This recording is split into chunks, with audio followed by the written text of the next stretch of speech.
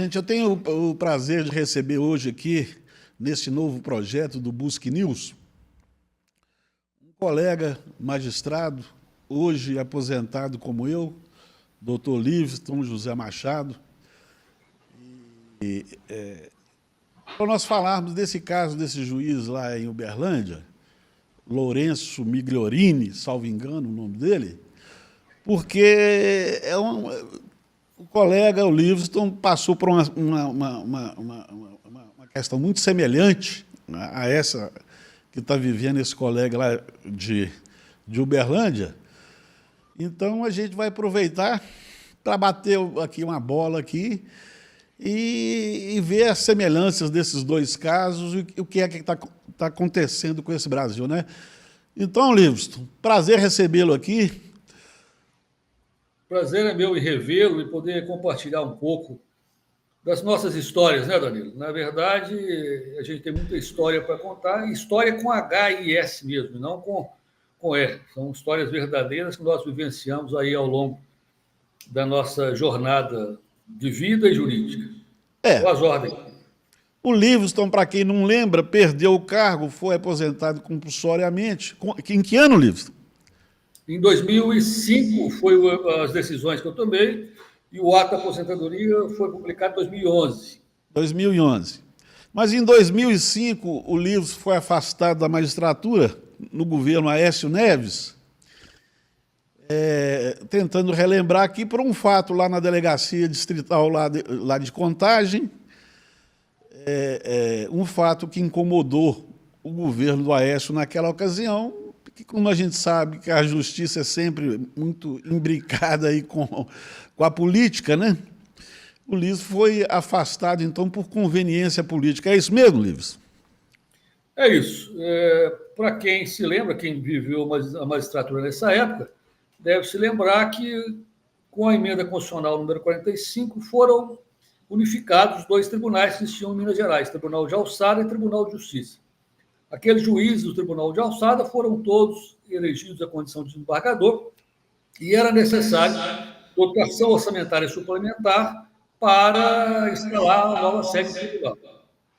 Isso, então, coincidiu com a época de decisões que eu tomei lá em Contagem, em razão de ilegalidade no cumprimento de execução de pena. Eu era o juiz da execução penal em Contagem na época, e várias demandas chegaram ao meu conhecimento, inclusive pelo Ministério Público. O Ministério Público ajuizou algumas ações para interdição dos distritos policiais, que era um local inadequado para o cumprimento de penas.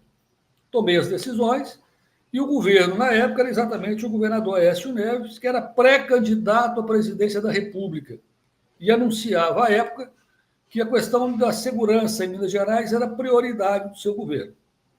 Havia uma disputa interna do PSDB, com o governo de São Paulo, José Serra e o pessoal de São Paulo, que aproveitaram, então, aquela situação para desmascarar a propaganda que o governo de Minas fazia à época, né, dizendo que aquilo não era verdade. Tomaram as minhas decisões como base para essa atuação política. O governo de Minas, então, eles entenderam que foi uma afronta, né? Você afrontou a ordem institucionalizada, né? Na verdade, aquela propaganda que o governo, que é um órgão político, fazia, foi desmascarada e a minha decisão foi usada como base disso. O governo, então, para pressionar o Tribunal de Justiça de Minas Gerais para dotação orçamentária suplementar para a construção da nova sede do tribunal, condicionou a dotação orçamentária suplementar ao meu afastamento. Foi o que aconteceu na época, o Tribunal de Justiça não hesitou e acabou me afastando sem processo administrativo. Isso ocorreu em novembro de 2005. Eu só recebi a notificação do processo administrativo no mês de março do ano seguinte. Mais de 3 meses depois, eu estava afastado, sem saber as razões do meu afastamento. Um desembargador do Tribunal de Justiça concedeu liminares, um mandado de segurança, me proibindo de decidir no sentido que eu havia decidido, que era sentido jurídico. Eu lembro. Curioso é que eu impetrei uma correição parcial contra aquele ato, que é o recurso cabível contra a decisão liminar era naquela hipótese, E quem decidiu o mandado de segurança foi o próprio desembargador que concedeu a liminar. Ou seja, ele era autoridade coatora e foi o juiz que decidiu, o magistrado que decidiu por não cabimento daquele recurso. Tá? Então, ele, autoridade coatora, ele, a decisão agravada, ele decidiu. É muito semelhante a alguma coisa que a gente tem visto acontecer hoje em vários juízos por aí. Olha para você ver as coincidências, né? Olha para você ver as coincidências, rapaz. Como é que a coisa, como é que anda essa carruagem? Olha para você ver. Você foi afastado liminarmente, sem processo administrativo, abriram o processo muito depois. Então, em tudo isso, em face da conveniência política do momento. E hoje, nós estamos vendo falar e ensaiar aí a volta do Aécio. O Aécio volta a ter pretensões a governar Minas Gerais. Então, é bom a gente lembrar dessas coisas que aconteceram no passado, que a maioria das pessoas já esqueceram, né? Porque agora esse regime de exceção parece que tomou conta, esse espírito, né, tomou conta do Supremo. Na verdade, a gente sempre soube que essa cúpula do judiciário ela é umbilicalmente ligada à política, né? Então, a gente conversa muito em direito, mas o direito é aqui embaixo, né, cara, para as pessoas desse nível inferior. Lá em cima não tem direito nenhum, lá em cima é só conveniência. Você acha que é assim mesmo, Livingstone? Olha, eu tenho visto que o direito tem sido usado como pretexto para decisões que já são construídas, né? Isso. Eu lecionei na Pontifícia Universidade Católica durante 26 anos, né, no curso de graduação e pós-graduação, e um colega lá, advogado já, quase 30 anos de profissão, sendo chamado para uma ação, e comentou isso entre os colegas lá, de olha, eu vou resolver isso lá no tribunal, converso lá no tribunal, depois eu mando o estagiário fazer uma petição com algum argumento jurídico, a decisão já está tomada. Então, o direito tem sido utilizado, eu trago esse exemplo do colega para dizer que as construções jurídicas são feitas antes da petição inicial, nos grandes casos, né? Depois você faz a petição inicial para ajustar aquilo que já está decidido.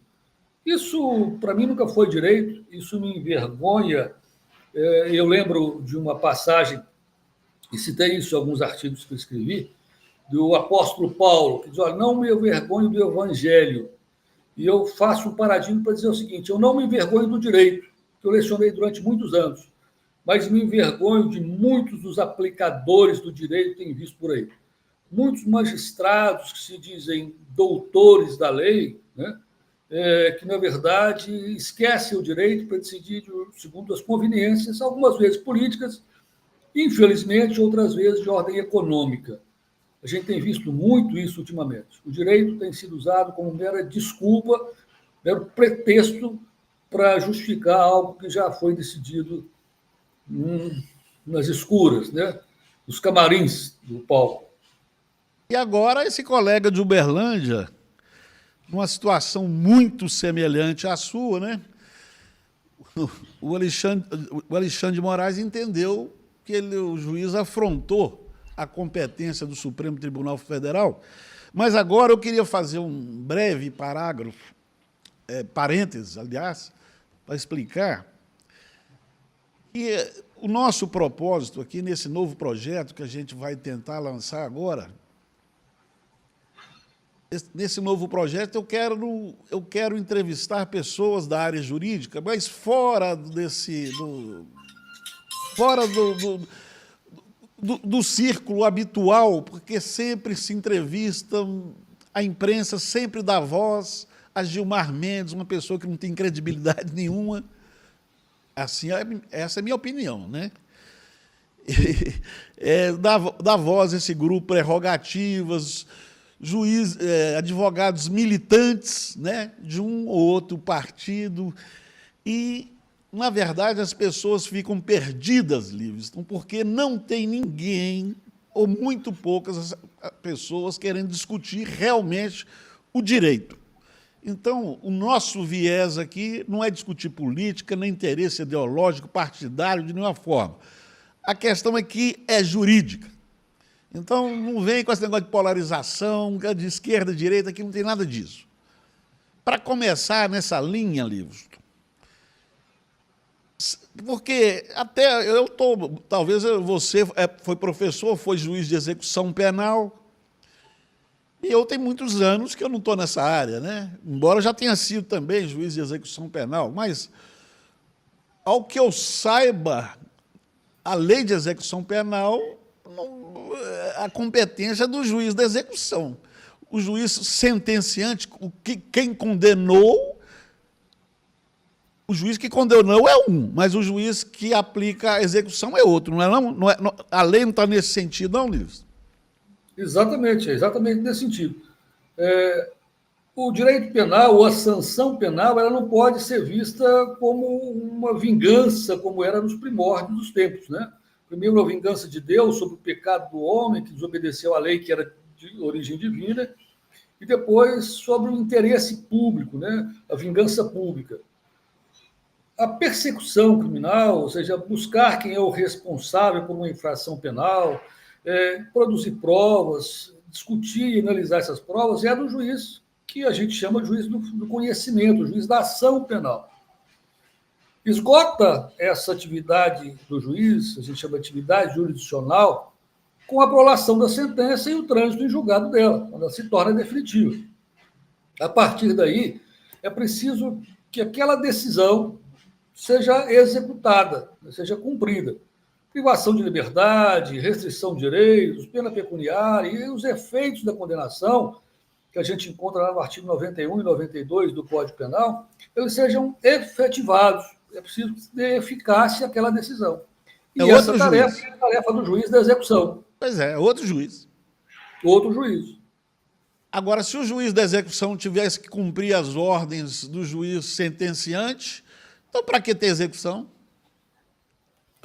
O juiz da execução tem uma série de atribuições que ultrapassam os limites da condenação. Mas a regra, as linhas que ele tem para observar são aquelas fixadas na sentença. Entretanto, existem situações que ocorrem posterior à sentença condenatória, prescrição, por exemplo, extinção da punibilidade, unificação de penas, unificação de execução, benefícios que o condenado vai recebendo ao longo da execução, por comportamento, por mérito, ou castigos pelo demérito, são atribuições do juiz da execução e não do juiz do conhecimento. Justamente, mas hoje em dia, vamos analisar a letra da lei, né? Ninguém será preso ou processado, não, preso não, ninguém será sentenciado, processado ou julgado, senão pela autoridade competente, artigo 5º da Constituição Federal, né? Isso ainda está em vigor, Luiz? Isso é uma garantia constitucional fundamental, né? E, segundo o artigo 60, nem mesmo uma alteração constitucional oriunda do poder derivado, né, poder revisional da Constituição, pode ser mudado. Isso é uma estrutura que a gente chama de direito fundamental, a cláusula pétrea, o cerne fixo da nossa Constituição. A menos que se mude todo o ordenamento jurídico constitucional, isso não pode ser mudado, isso é uma garantia que está lá. Infelizmente, muitos não têm observado essa garantia e essa regra. E o Supremo está aí, deveria garantir esses direitos constitucionais, o fundamento da Constituição, acaba relativizando isso, né? Hoje, corre muito a ideia de relativização de garantias constitucionais. Isso é um perigo, isso é uma afronta ao regime democrático, ao regime democrático de direito que a Constituição preconiza no seu primeiro artigo, no seu preâmbulo. Esse é o pilar, né? É o pilar central, né? É a viga mestra que sustenta todo o sistema, né? Porque esse princípio do juiz natural, se ele não é observado, se a pessoa pode ser processada por aquele juiz que que quer ter a conveniência de julgar a pessoa, aquele juiz que escolhe quem vai ser julgado por ele, é o que acontece com Alexandre de Moraes. Ele escolhe, né, quem ele vai julgar, infringindo aquele outro mandamento constitucional claríssimo: não haverá juiz ou tribunal de exceção. E a gente sabe que o tribunal de exceção é aquele constituído depois do fato ou depois da alteração da regra, né? E a gente sabe, por exemplo, no caso do Bolsonaro, que o Lula, por exemplo, foi julgado lá embaixo, como ex-presidente da República, foi julgado em Curitiba, né? Agora estão querendo julgar o Bolsonaro no Supremo. Então, é uma gravíssima incoerência, uma inconstitucionalidade gritante, né? Eu, por exemplo, não tenho nenhuma simpatia com o bolsonarismo, com o Bolsonaro, mas ele é um cidadão brasileiro que também merece respeito, né? Quando nós falamos em competência jurisdicional, nós temos algumas formas de estabelecer a competência, né? A competência geral comum, ela começa lá no primeiro grau, no juiz da comarca, seja ele estadual ou federal, e existem algumas exceções, né? Uma delas é a prerrogativa do foro, né? O exercício da função que eleva a competência jurisdicional, por exemplo, para o Supremo. Os ministros de Estado, os integrantes do Congresso Nacional, eles são julgados originariamente no Supremo Tribunal Federal. Eu faço críticas jurídicas e filosóficas a essa estrutura. Eu acredito que esse foro privilegiado, como nós conhecemos popularmente, isso é uma excrescência, isso afronta o Estado Democrático de Direito, que é o regime jurídico adotado por nossa Constituição. Porque afronta a igualdade de todo cidadão, né? Ser julgado pelo mesmo juiz, né? Exatamente. O juiz ele é um deus ou um semideus que é julgado, por exemplo, pelo Tribunal de Justiça aqui do nosso Estado, Isso. Ou porque se é membro do Congresso Nacional, se é julgado por um deus maior. Nós voltamos à Grécia Antiga, mitologia grega, né? A ideia de que o magistrado exerce uma função maior por ordem de Deus, ele não pode ser julgado por um mortal.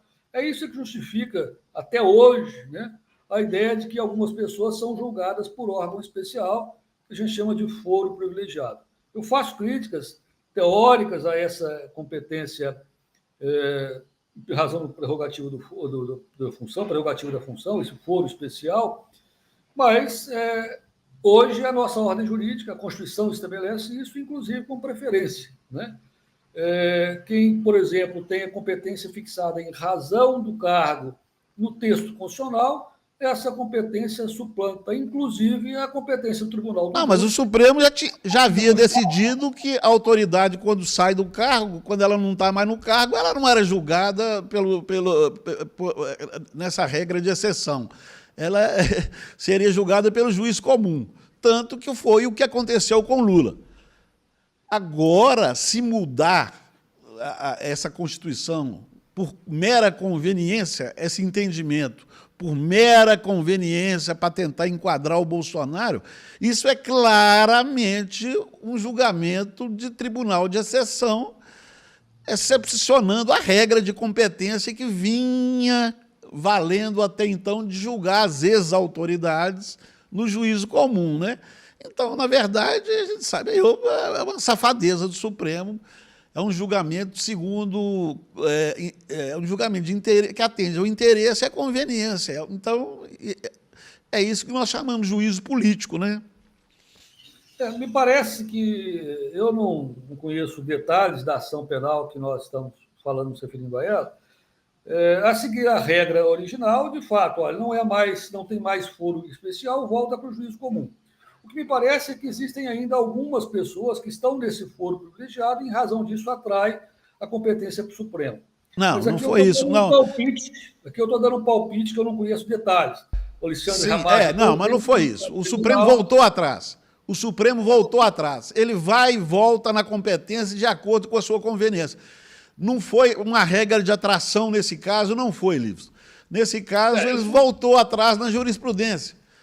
Como aconteceu naquele caso do julgamento do Lula, da prisão em segunda instância, quando o Supremo Tribunal Federal entendeu que pela prisão depois do julgamento de segunda instância, mas como a coisa parece que deu errado, e eles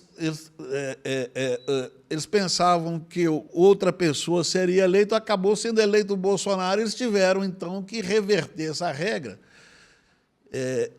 para o julgamento, a prisão ser somente depois do julgamento do Supremo Tribunal Federal, né? Olha para você ver como é que eles mudam as regras de acordo com a conveniência do momento, né?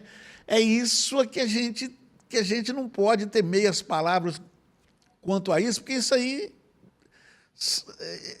constitui, isso afeta diretamente a competência do juiz, que, como nós estávamos falando, é o cerne da questão toda, né? Porque se a pessoa puder ser julgada pelo juiz que quer julgá-lo, como o Alexandre, por exemplo, quer julgar até aqueles algozes dele lá no aeroporto de Roma,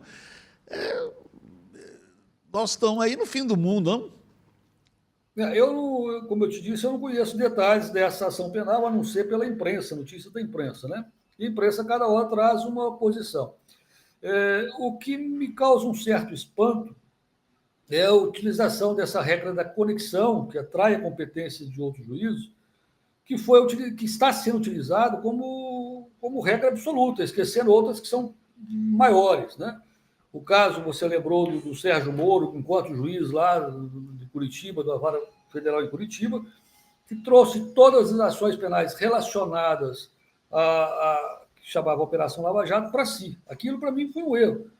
E o mesmo erro, claro que guardadas as opiniões e respeito às opiniões de contrário, tem sido praticado no Supremo Tribunal Federal, né?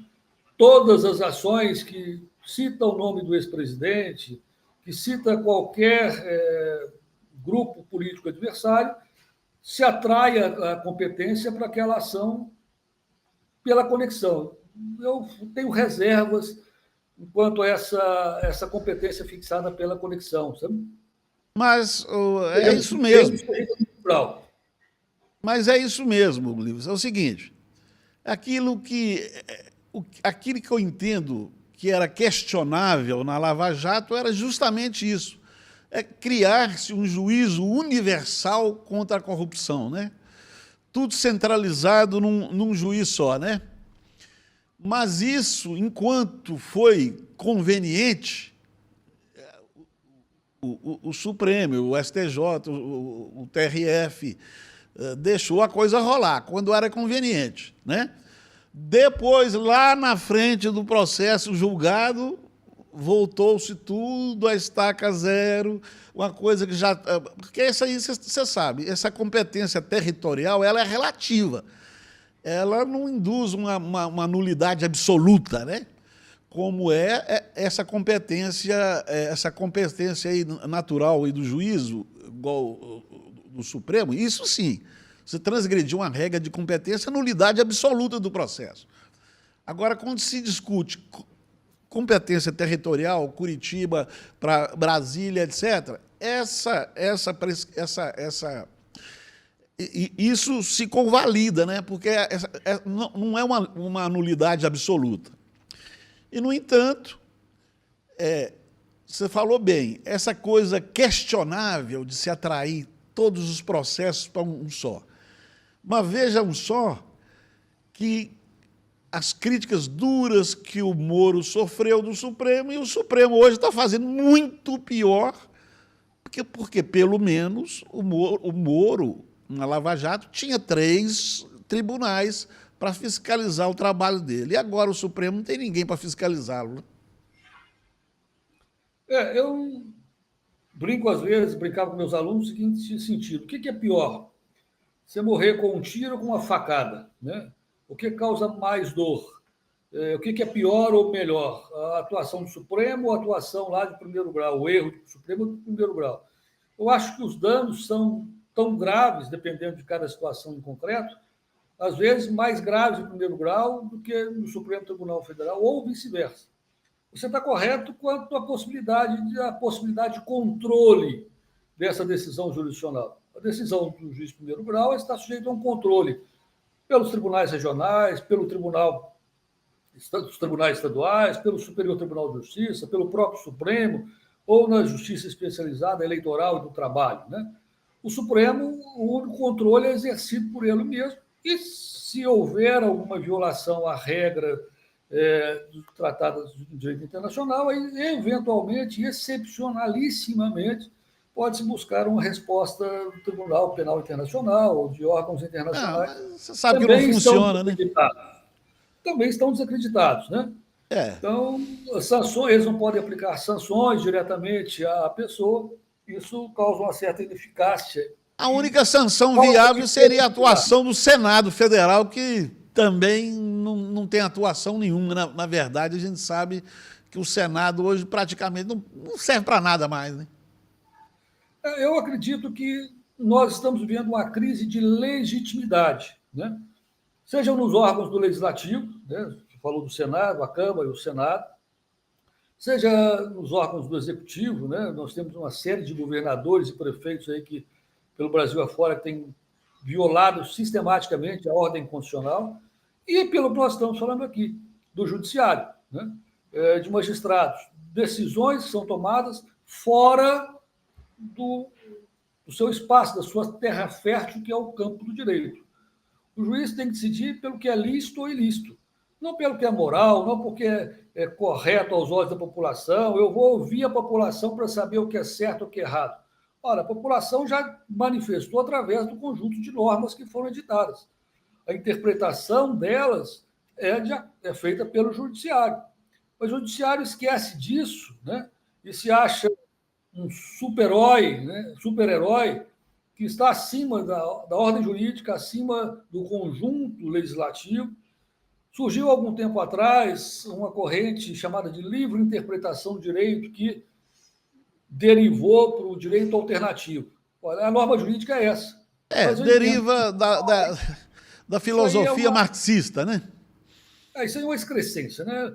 O juiz não tem nenhum superpoder para dizer que é justo ou que é injusto. Ele vai dizer que é lícito porque atende ao ordenamento jurídico, ou é ilícito porque contraria o ordenamento jurídico. Qual norma, qual dispositivo legal, qual texto constitucional vai aplicar, isso é de uma ciência chamada hermenêutica. E essa maneira de interpretar não lhe permite dizer, olha, a lei diz isso, a norma diz isso, mas eu vou decidir o contrário. Isso é que retira a legitimidade do julgamento. Você deve se lembrar disso quando você terminou sua graduação. Logo depois eu terminei minha graduação, poucas ações chegavam ao Supremo Tribunal Federal. Nós concluímos a nossa graduação antes da Constituição de 88, você lembra disso? Nós somos mais ou menos da mesma idade, lembro que você se formou um pouco antes de mim.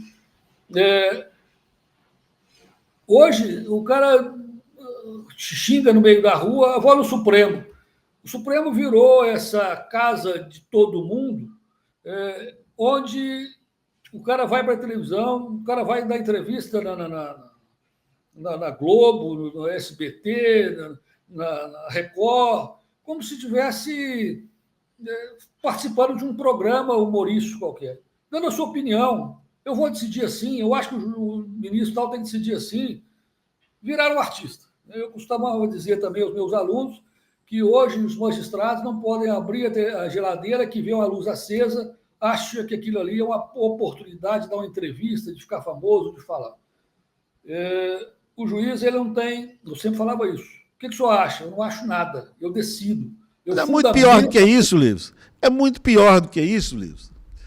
Eu acho que é muito pior do que isso. Para você ver, a imprensa está cansada de fazer matérias aí falando que Gilmar Mendes, o Cássio Nunes, o Alexandre estão brigando lá entre eles lá para nomear pessoas para o STJ, outros tribunais, TRFs.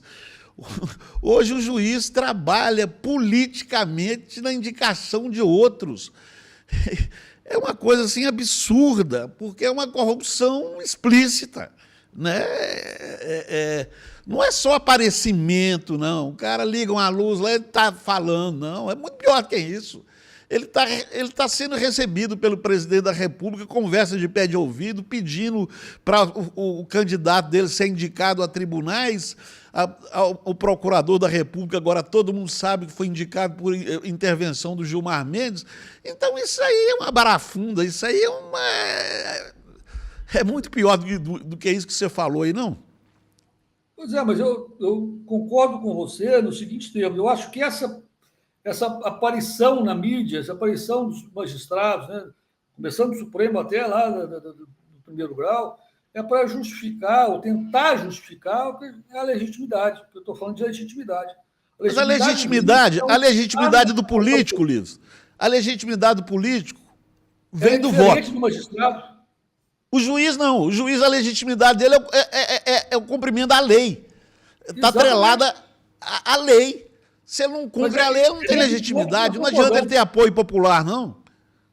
É isso que eu estou discutindo com você, né? O que dá legitimidade ao juiz não é ele ser benquisto ou não benquisto pela população, mas é cumprir a norma jurídica, cumprir o juramento que ele fez, que você fez, que eu fiz, que todo magistrado fez. Fazer cumprir a Constituição e as leis. Olha, se a Constituição está sendo rasgada, como nós estamos falando, se as leis não estão sendo cumpridas, então essa turma não tem legitimidade nenhuma. É isso. E eles querem justificar essa legitimidade nessas conversas políticas. Isso. O que não é papel do magistrado. Ele está errado, agora, o magistrado está errado. Mas agora tem uma palavrinha, Olívio, tem uma palavrinha que a gente não pode nem pronunciar aqui na rede social, porque senão eles cortam, entendeu? Essa palavrinha começa com vai para frente.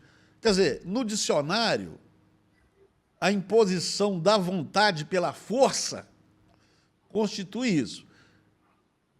Olha para você ver que o tanto de juiz que está sendo caçado, que está sendo afastado, até exilado, como é o caso daquela colega nossa, a Ludmila, que eu conheci quando ela foi juíza em São João da Ponte.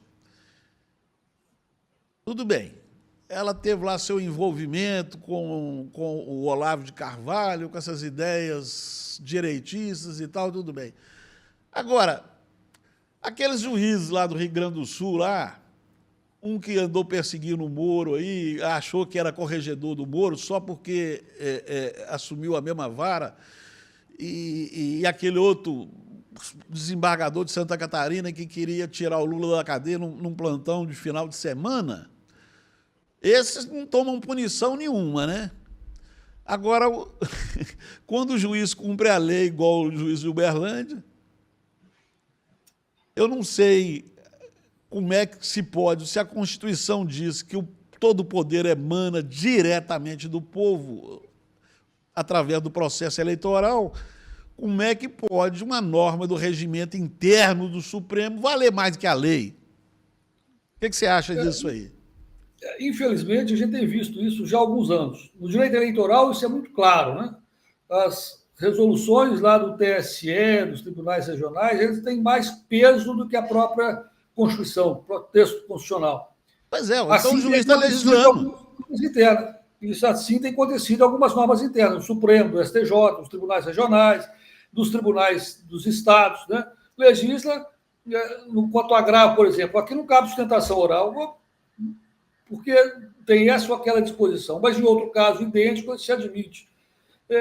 Mas está no CPC que cabe a sustentação oral, ela é disciplinada dentro do CPC. Agora, como é que o regimento interno do tribunal vai contrariar o CPC? Exatamente. Estou dizendo, uma norma interna, que seria uma norma de natureza complementar, ela revoga texto de lei votado legitimamente pelo Congresso Nacional.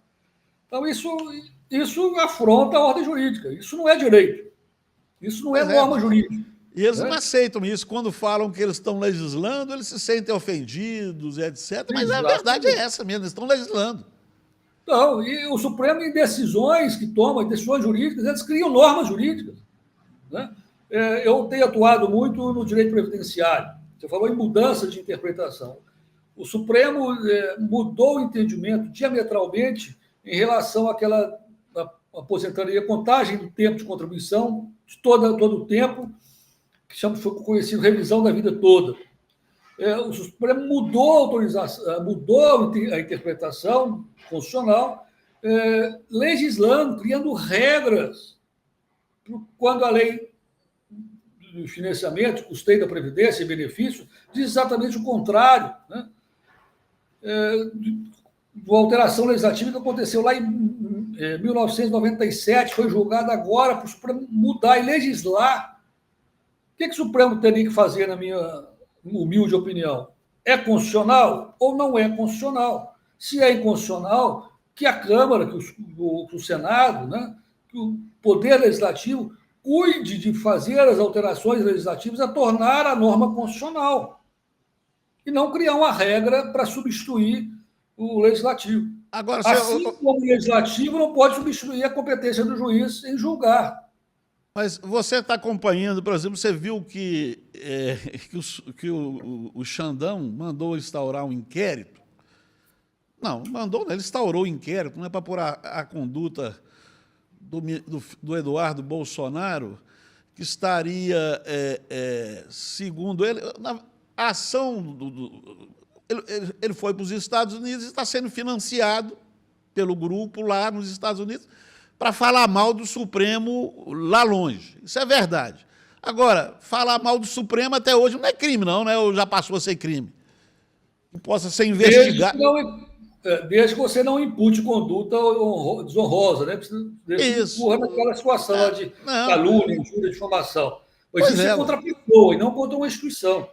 Mas instaurou-se um inquérito para falar que isso é obstrução da justiça brasileira. Que coisa maluca, rapaz. Isso é outra alteração legislativa que me parece um absurdo. Atentado ao Estado Democrático de Direito. Poxa... O que é o atentado ao Estado Democrático de Direito? É falar mal do Supremo e atentado ao Estado Democrático de Direito? Supremo agora é sinônimo de Estado Democrático de Direito? Outra garantia que a gente tem constitucional em relação ao processo é o sistema que nós temos, principalmente no direito penal, que é o sistema acusatório. Quem acusa não pode julgar, né? Ninguém será julgado ou processado, senão por autoridade competente. Não, mas agora teve a modificação desse artigo no CPP, o artigo 3A, que não, mas isso é constitucional. Quê? Isso é constitucional. Sim, mas o artigo fala que é vedado ao juiz ter atividades investigatórias. É claríssimo dentro da lei que o juiz não pode ter atividades investigatórias. Exatamente. Então, a condução de um inquérito, condução de investigação... O juiz... é feita por quem vai julgar, isso vicia, isso contamina o julgador. Cara, isso não é absurdo, isso não é, na verdade, nós estamos usando a palavra errada, né, Livro? Isso não é absurdo, não é só absurdo, isso é crime. Isso é crime de abuso de autoridade. Ué, isso está claramente tipificado dentro da lei do abuso de autoridade. Danilo, a gente vem observando que a lei trabalha isso como usurpação de função pública. É um crime praticado por particular contra a administração pública, mas que uma série de autoridades judiciárias, legislativas, investigativas, do Ministério Público tem praticado. Ou seja, a minha função é julgar, mas como eu não tenho elementos para julgar, eu vou lá e faço investigação para julgar. É o que aconteceu lá no caso do Sérgio Moro, né? A combinação entre o juiz e o Ministério Público. O Ministério Público está cuidando de investigar, não é função dele, a função é da Polícia Judiciária. Como a Polícia Judiciária não faz bem, o Ministério Público começa a investigar.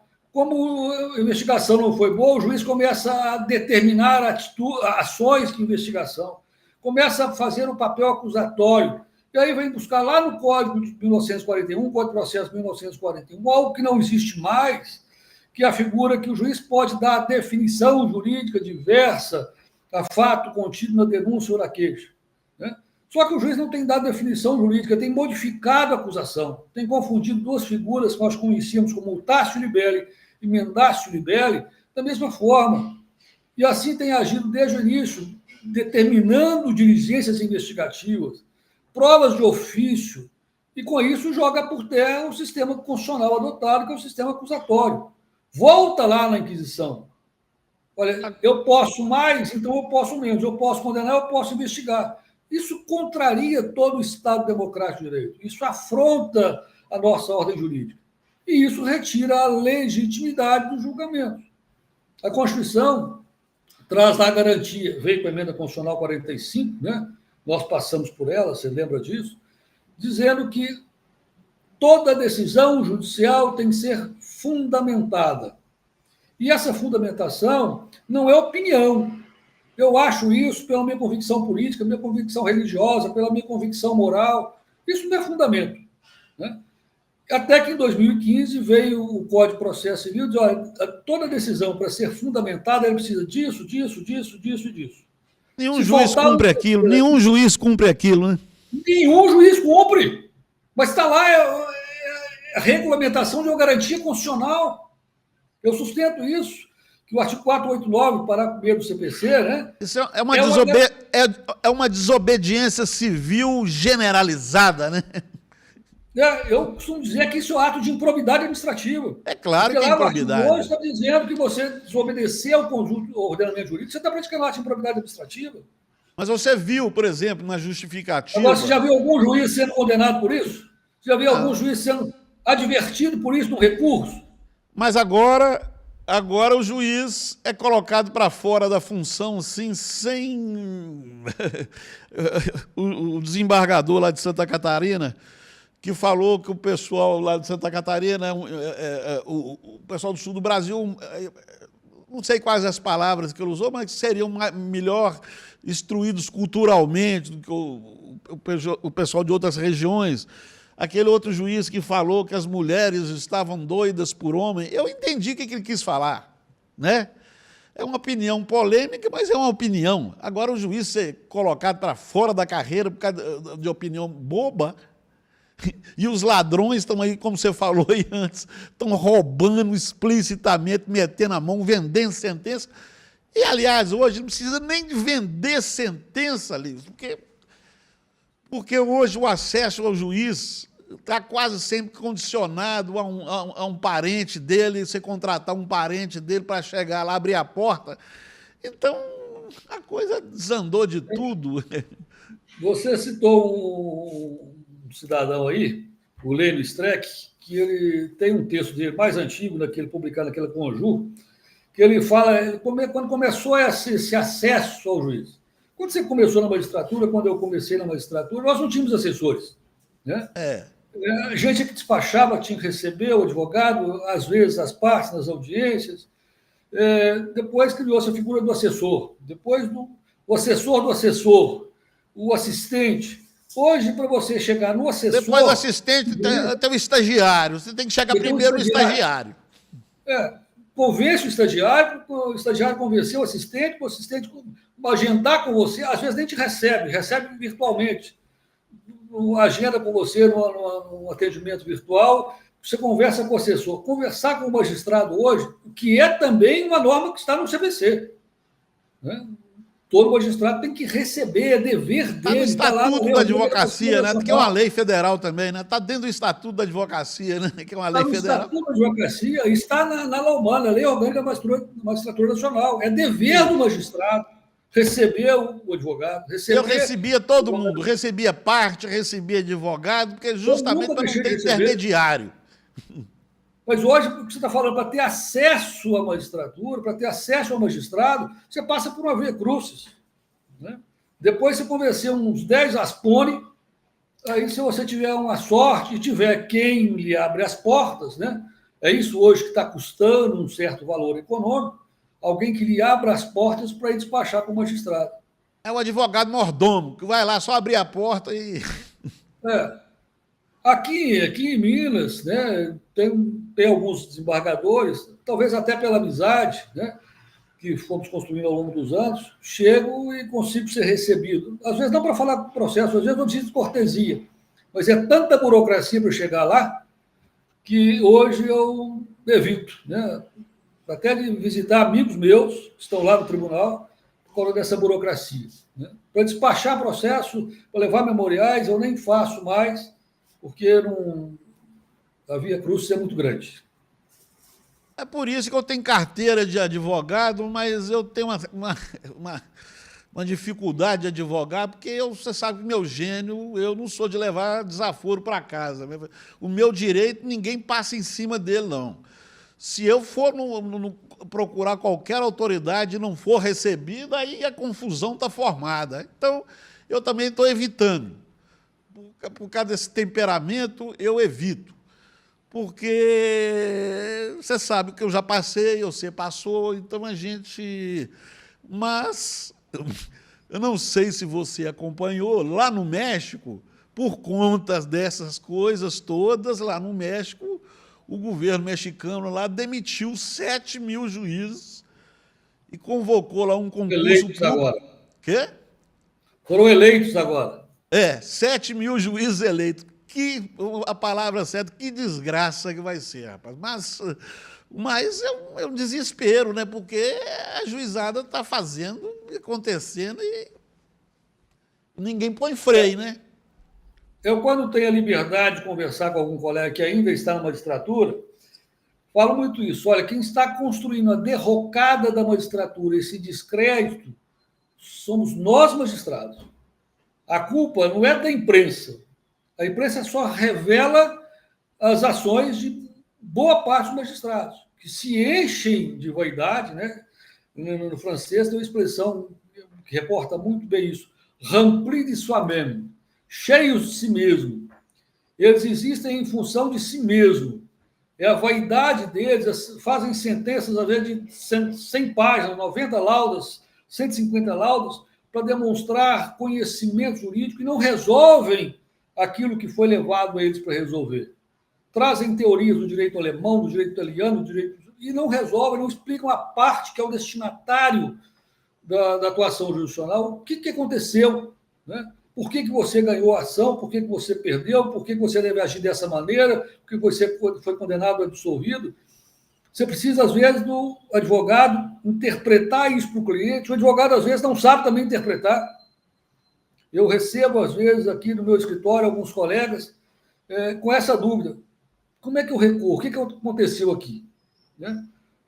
Tamanha é a vaidade do magistrado em dizer que sabe. E muitas vezes não sabe, desculpe a expressão, né? Porcaria nenhuma. Mas, Olívio, põe lá um estagiário que está fazendo um mestrado, um doutorado, coloca um monte de teorias ali, ele apenas assina. Já tive ocasiões de eu chegar para a sustentação oral, depois de fazer a sustentação oral, o relator pede vista do processo, porque ele não concordava com o voto que estava lá. Ou seja, não foi ele que fez o voto. E a gente tem visto muito isso. É isso que tem gerado descrédito à atuação do magistrado, de muitos magistrados. Tem bons juízes? Tem. Nós temos ainda alguns heróis da resistência que estão aí para cumprir o papel de distribuir o que é, de fato, justo, né? No sentido de ser lícito ou ilícito. Tem alguns comprometidos com o juramento que fizeram ao tomar posse? Tem. Mas cada dia esse número é menor, viu, Daniel? Não, mas o povo já não pode confiar em ninguém, né, Liz? Porque o Congresso eleito pelo povo tomou metade do orçamento do Executivo, veio o Judiciário, tomou outra parte do orçamento, e quem governa não tem orçamento nenhum mais, né? Porque o juiz está cheio de penduricalhos, etc., promotor, Tribunal de Contas, todo mundo fazendo uma farra, e a coisa... Agora, a coisa desandou totalmente, porque quem governa hoje não tem orçamento, sequestraram o orçamento do Executivo. Então, virou, na verdade, uma zona, né? Exatamente. Por que aconteceu isso? Porque o Executivo gastava e gasta ainda sem parâmetros. Aí o Legislativo falou, nós vamos controlar isso. E aí gasta mais sem parâmetros ainda, porque o número aumenta de interesses.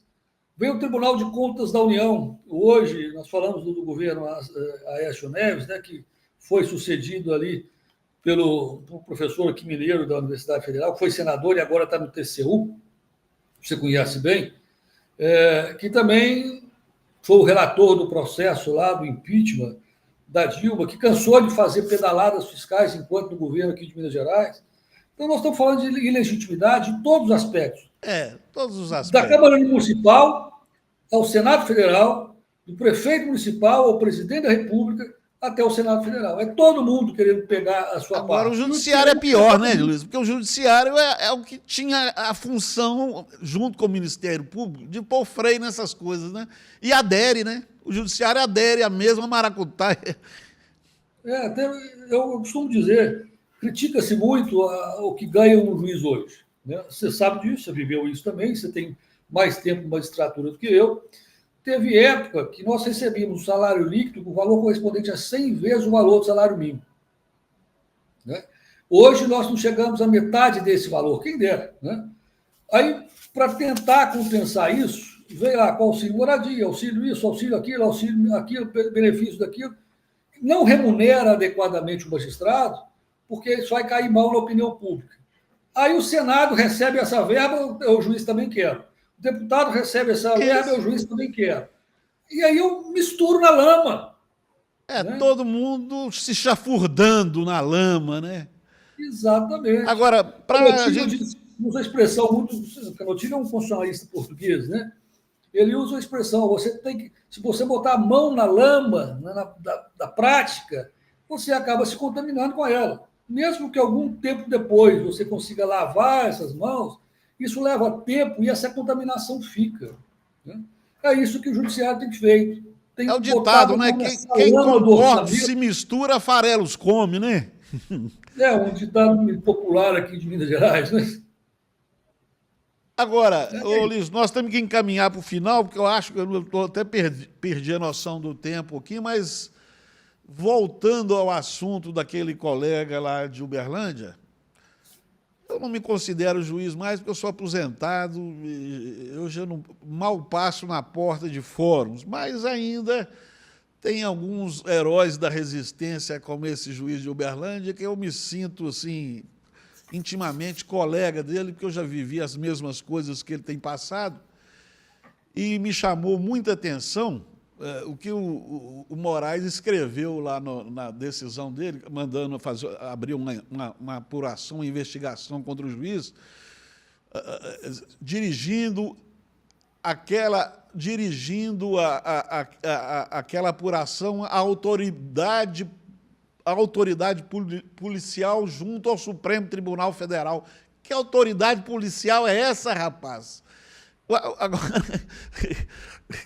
se a lei proíbe o juiz de ter atividades de investigação, agora o Alexandre escreve abertamente.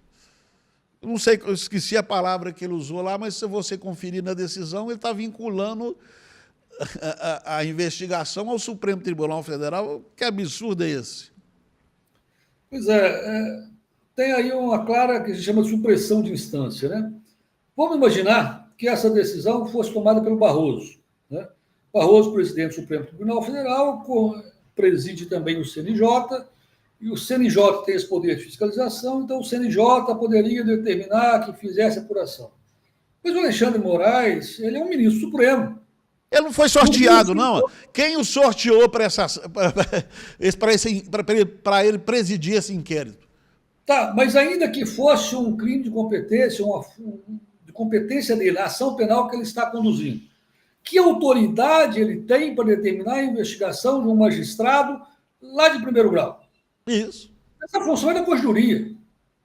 Essa função é, no máximo, do CNJ, se a Corregedoria não agir ou agir inadequadamente. O CNJ determina a correção da Corregedoria e a Corregedoria corrige o juiz. Não sei se você vai se lembrar, mas na época que eu fui afastado, nós já comentamos sobre isso aqui, o Ministério Público de Minas Gerais nomeou a comissão de 10 promotores de justiça para investigar possível crime que eu tivesse cometido. É o Primeiro, terror. Quem investiga juiz é promotor. Isso. Tá? Mas para fazer gracinha com o governo do Estado, que devia favores, mundos de favores ao então governador do Estado. Você foi afastado porque interditou uma cadeia imunda. Porque o Ministério Público provocou. Foi o Ministério Público que provocou. É para você ver que absurdo. Eu decidi numa representação feita pelo Ministério Público. E agora a mesma coisa. O promotor também, nesse caso lá de Uberlândia, me parece que o Ministério Público deu parecer favorável também, né? E manda investigar só o juiz. Pois é. Não, e quem investiga o juiz é a Corregedoria de Justiça. Nem o CNJ poderia fazer isso, porque haveria uma supressão de instância. Mas, além do CNJ, vai o Supremo Tribunal Federal, que se chegar lá algum dia uma ação qualquer de natureza contra o magistrado, vai julgar em recurso extraordinário, ou no recurso ordinário constitucional, se for o caso. Né? Mas não, ele antecipa.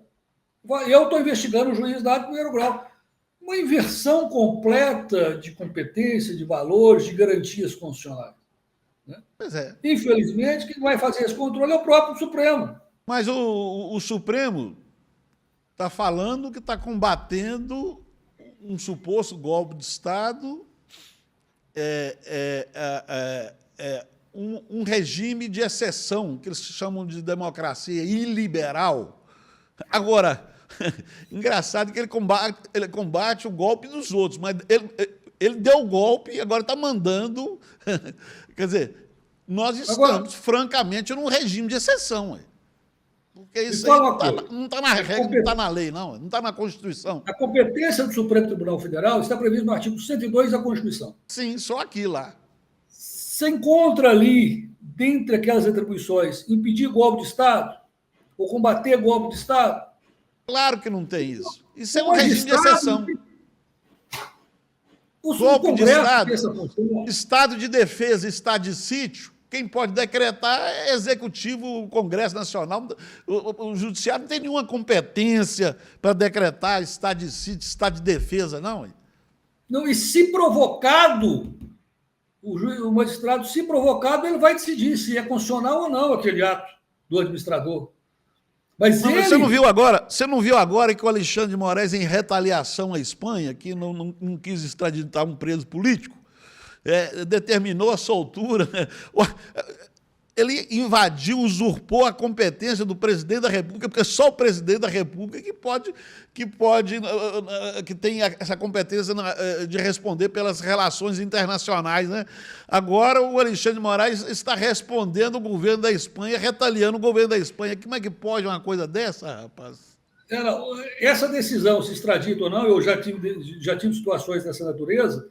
Isso passa pelo Supremo Tribunal Federal. Agora, a decisão da legalidade. Sim, isso verifica se a condenação lá está correta, se não está correta, se é punível aqui, se é brasileiro, se pode ser extraditado. Essa análise jurídica passa pelo Supremo. Agora, sim, responder ao governo do país, se extradita ou não, é ato do presidente da República. Justamente, o Alexandre de Moraes está usurpando um ato do presidente da República, porque o cara está preso no Brasil por tráfico de droga. Então, ele, pessoalmente, da competência dele, resolveu retaliar o governo da Espanha, que não quis extraditar um... O cara... Nós estamos numa inversão de papéis, igual eu falei anteriormente, né? Que é isso que gera descrédito, falta de legitimidade às decisões judicionais. E cuidado, Danilo, se nós daqui a alguns anos nós não vamos passar por uma situação, se não idêntica, semelhante à do México. Tá? Porque se os juízes não têm respeitabilidade pelas decisões, pela lisura de suas decisões, algo pode vir por aí. E virá. Vai ser bom ou ruim? Eu acho que essa decisão do México vai ser um desastre. Vai virar um caos. É lógico que será um desastre, né? Mas a reforma, a tentativa de reformar o judiciário deles é legítima. Mas a forma que eles fizeram é que é desastrosa, completamente desastrosa. Você já pensou em escolher um juiz da mesma forma que você escolhe um vereador? Que coisa mais estapafúrdia. O grau de comprometimento das decisões vai ser muito maior. Muito maior. Mas se a magistratura brasileira continuar agindo como está, algo vem por aí, algo semelhante a isso. Não, mas nós temos que lutar para reformar o judiciário mesmo. Sim, mas uma reforma que dê qualidade a ele, não que piore. Mas justamente. Falar no controle jurisdicional pelo Congresso, né? Uma decisão do Supremo só vai ser cumprida se o Congresso autorizar ou não. Também é um absurdo, né? referendo, então, já uma teoria que tem aí, de referendo decisões do Supremo Tribunal Federal e do STJ, submeter a referendo, uma coisa que não tem sentido. Então, o meu receio é que decisões, que mudanças no processo judiciário venham a piorar o que nós temos aí. É preciso mudar? É. Está bom do jeito que está? Não. Ninguém. Se você perguntar 100 pessoas, 99 vão falar que o judiciário é confiável? Não. Né? E o Supremo muito menos, né, Liz? Porque o juiz ainda tem um. O Supremo é o ápice do judiciário. Porque o juiz ainda tem um pé dentro da realidade, porque o juiz está aqui embaixo, perto das pessoas, tem um pé dentro da realidade. Agora, lá no Supremo, não, né? Pelo Supremo, a turma parece que endoideceu toda, né? Porque dá 14 anos uma pessoa que pintou uma estátua de batom, enquanto o homicídio é um crime com 6 anos, apenado com 6 anos, pena mínima de 6 anos de cadeia. Agora, contar piada hoje está pior do que matar. Você toma 8 anos por contar piada e toma 6 anos de cadeia quando mata. O princípio da proporcionalidade foi esquecido há muito tempo, né? Então, está 14 anos, porque isso vai servir de exemplo. Poxa, isso. Que exemplo! Exemplo do não direito. Né? Ela tinha importância no golpe. Pô, era desculpa a expressão que eu vou usar aqui, mas o idiota que estava lá no meio do bolo, no oba-oba, escreveu lá uma bobagem lá no Estado da Liberdade. Essa aqui nós vamos tomar como exemplo para que ninguém mais faça isso. Poxa, quanta autoridade... E o Sérgio Cabral, que confessou que se viciou em roubar, está lá solto. Né? E poderíamos citar vários exemplos aqui. Mas, olha, Liz, para finalizar... Houve conspiração do patrimônio público, mas a pena que seja adequada ao ato que praticou. Né? É claro, o Fux deu 1 ano e meio. Já estava demais, já estava bom demais 1 ano e meio. Pelo amor de Deus, 14 é coisa de gente maluca. Agora, Liz, finalizando aqui, rapaz, foi um prazer falar com você. Eu queria falar aqui com as pessoas que nos ouvirem que nós nos conhecemos desde os 18 anos de idade, né? Porque nós entramos na polícia, no mesmo dia, em 1980, né, Livisto? Exatamente. E depois nós fomos detetives juntos, eu fui delegado, fui promotor, e você depois já entrou direto na magistratura, né?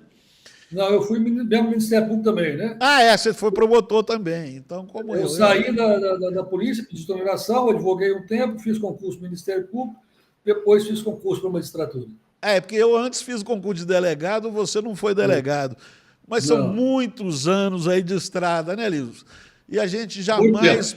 A gente conhece o judiciário, sabe que essas cúpulas são imbricadas umbilicalmente com a política, são politiqueiras mesmo, mas nesse nível que chegamos, nem nos nossos piores pesadelos a gente podia imaginar que chegasse a um ponto desse, né? Você falou no uso da força, né? A força não é só física, a força da decisão, força moral, né? A força do constrangimento, a força moral, né?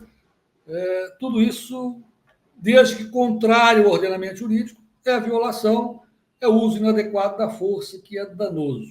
Né? E é um regime autoritário. Pois é, e eu, para finalizar... como nós temos visto aí no mundo. Para finalizar, eu queria fazer uma advertência, sabe? Porque eu vejo essa turma do Supremo aí se opor a uma anistia a esse pessoal do 8, do 1 aí, etc. Mas, olha, se o Brasil entrar em um período de normalidade a partir do ano que vem, com as novas eleições, eu acho que quem vai precisar de uma anistia é esse pessoal do Supremo. Se eu fosse eles, eu entrava um projeto de anistia, rapaz, porque essa coisa está ficando feia demais. Quanto à anistia, eu não dou palpite. Eu acho que, desde que a decisão seja legítima, ela não tem que ser suspensa por alguma razão. Não, eu também eu não quero a impunidade, não, Liston. Mas a pessoa ser julgada por um juiz desse quilate, pelo amor de Deus... Na verdade, eles estão sendo julgados por um grupo de magistrados que tem sido capitaneados por um só. Ué. Esse é o meu medo. A ditadura do judiciário, né? Para não desagradar o relator, eu acompanho. É porque, na Essa verdade, está ditadura todo mundo tentando salvar a imagem pública do juiz, que parece que já não tem mais salvação, porque a coisa desgringolou completamente. Então, eles implantam não posso falar a palavra aqui, porque senão eles me cortam. Mas é isso aí. Ô, Liz, foi um prazer falar com você. Só para fechar aqui, eu fiz muitas críticas ao ministro André Mendonça, assim que foi indicado para o Supremo Tribunal Federal. Mas tenho acompanhado alguns votos dele e eu tenho que me redimir dessas críticas que fiz pela firmeza das decisões que ele tem, da postura que ele tem adotado. Não o conheço, não sou advogado dele, não tenho procuração dele, não sei nem qual é a opção dele, mas tenho visto alguns votos dele e me parece que é alguém que precisa ser mais ouvido, né? É claro. Então, a ponderação, que é a regra do magistrado, precisa ser... Ele e o Fux têm um pouco mais de sensatez, né, cara? Porque, infelizmente, até a nossa conterrânea aqui do norte de Minas, a Carmen Lúcia, é uma fraca, coitada. Assim, a minha amiga, foi minha professora, tenho grande estima por ela, mas as decisões que ela tem tomado são, na minha opinião, lamentáveis. São covardes, né? Aquele negócio da censura é muita covardia, Liz. Vamos falar as palavras claramente, aquilo é covardia, né? Mas é o seguinte, não vamos sumir, não. Aparece e a gente vai falar mais vezes sobre outras coisas. Eu vou te convidar, viu? Prazer ter falado com você, Livston. Prazer é meu. Um grande abraço. Até logo.